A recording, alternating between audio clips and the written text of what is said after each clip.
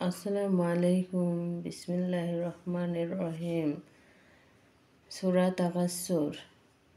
আলহাকুম তাকাসসুর হাত্তা যুরতুমুল মাকবির কাল্লা সাউফা তা'লামুনা সুম্মা কাল্লা সাউফা তা'লামুন কাল্লা লাউ তা'লামুনা ইলমাল ইয়াকিন লাতারাউনাল জাহিমা সুম্মা লাতারাউনাহা আইনাল ইয়াকিন সুম্মা লাতুসআলুনা ইয়াওমাইযিন আনিন নাঈম।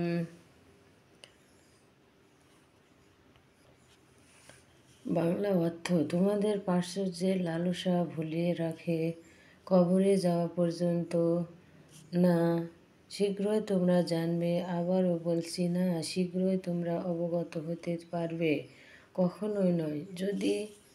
যদি তোমরা নিশ্চিত জানতে, তোমরা অবশ্যই জাহান্নাম দেখবে, তারপর তোমরা তা চাক্ষুষ দর্শন করবে।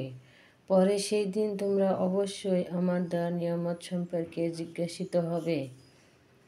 আল্লাহর প্রদত্ত নিয়ামত সম্পর্কে জিজ্ঞাসিত হওয়া বিষয়ে রাসূল কারীম সাল্লাল্লাহু আলাইহি ওয়াসাল্লাম বলেন, 5টি প্রশ্নের উত্তর আদায় না করা পর্যন্ত হাসরের মাঠে কেউ স্বস্থান ত্যাগ করতে পারবে না। জীবনের সময়গুলো কোন কাজে ব্যয় করেছ?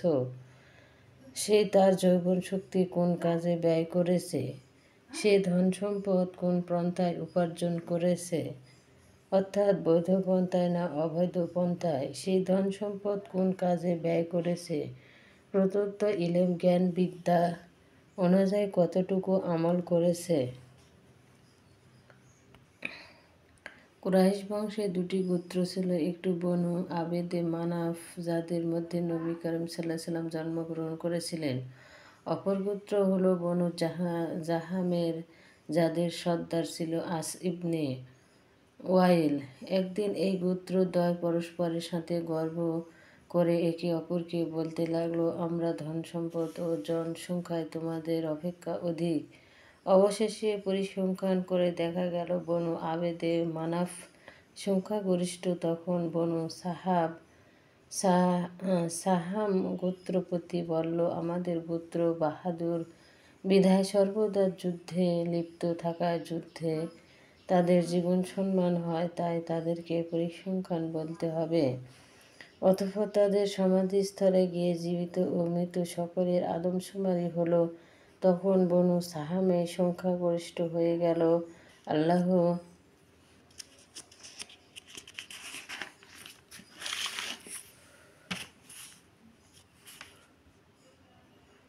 তাআলা তাদেরও ব্যর্থ কর্ম ও কাণ্ডের দুর্নাম করে এই সূরাটি নাজিল করেন। আল্লাহ তাআলা তাদের এই বৃথা কর্মকাণ্ডের দুর্নাম করে এই সূরাটি নাজিল করেন। কুলাহ ইবনে উসাইদ জাহেলি যুগে হযরত আবু বকর সিদ্দিক রাদিয়াল্লাহু তাআলা এর কাছে আসা যাওয়া করত। হযরত আবু বকরের ঈমান গ্রহণের পর সে একবার আসল এবং বলতে লাগলো, আবু বকর, তোমার বুদ্ধি বিবেচনার কি দশা হলো? বাণিজ্য ব্যবসা মন্দা করে দিলে উন্নতির পথ ত্যাগ করে কোনো চিন্তা ধারণায় অবগত হয়েছে, দিনেও খোয়ালে এবং দুনিয়াও পুরা দমে নষ্ট করে দিলে। হযরত আবু বকর সিদ্দিক রাদিয়াল্লাহু তাআলা প্রত্যুত্তরে বললেন, যে ব্যক্তি আল্লাহ ও তার রাসূলের গোলাম বনে যায় সে ক্ষতিগ্রস্ত হয় না।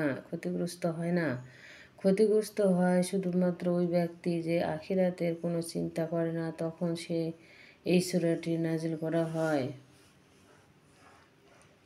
আবিসিনিয়া রাজার প্রতিনিধি আবরাহা কাবার প্রতিদ্বন্দ্বিতায় ইয়েমেনের বিখ্যাত সানআ শহরে নিজ খ্রিস্ট ধর্মের নামে বহু অর্থ ব্যয় এক সুন্দর গির্জা নির্মাণ করলে আরবের কুরাইশরা এতে খুবই খুব ব্যথিত হলো। অজানিক আরব রাগান্বিত হয়ে নতুন কাবাতে পায়খানা করে দিল। ঘটনাক্রমে আগুন লাগিয়ে তা ভঙ্গীভূত হয়ে গেল। আব্রাহা ক্রোধান্বিত হয়ে বিশাল সৈন্যবাহিনী ও হস্তিদল নিয়ে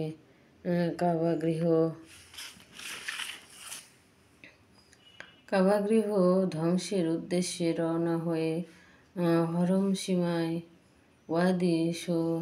ওয়াদি মুহাসাব নামক স্থানে পৌঁছলে সমুদ্র হতে সবুজ ও হলুদ রঙের ঝাঁকে ঝাঁকে আবাবিল নামক এক প্রকার ছোট ছোট পাখি মুখে মুখে থাবা প্রশস্ত খণ্ড নিয়ে আবাহারা বাহিনীর উপর বর্ষণ করতে লাগল। খোদাই শক্তিতে প্রস্তরগুলো যার উপর পড়ত একদিকে ঢুকে অপরদিকে বের হয়ে যেত। এতে প্রায় সকলেই নিহত হলো। হুজুর সাল্লাহ সাল্লামের বংশে দ্বাদশ পুরুষ ছিল নজর ইবনে কেনানাহ। তার বংশধরেরা হলেন কুরাইশ। তারা সকলে মক্কাতে বসবাস করতেন। আরববাসীরা হজে আগমন করলে তারা মক্কার খাদেম হিসেবে দেখতেন। কুরাইশরাও তার বাড়িতে গেলে তার সম্মান ও মর্যাদা দিতেন। এটি তার জীবিকার উপকারণ ছিল। শীতকালে ইয়ামেনের এবং গরমকালে সিরিয়া ভ্রমণ করত। হরমের সম্মানার্থে কুরাইশদের নিকট চোর ডাকাত আসত না।